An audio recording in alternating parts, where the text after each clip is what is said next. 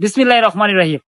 সকালে 6:30 আমি ঘুম থেকে উঠলাম। উঠিয়া জাস্ট 7টার দিকে ব্রাজিল বনাম পেরুর কোপা আমেরিকার খেলা ছিল।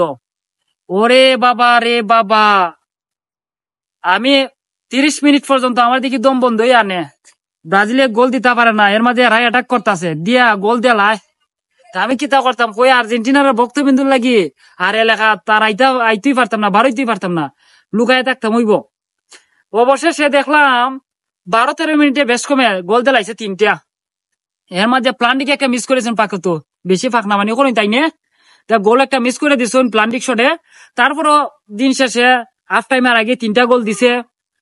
এরপরে আবার বিরতির পরে তারা একটা গোল দিয়া 3-1 ছিল, তারপরে আরেকটি গোল দিয়া 4-1 ব্রাজিল জিতছে। এই পাঁচাটা আর্জেন্টিনা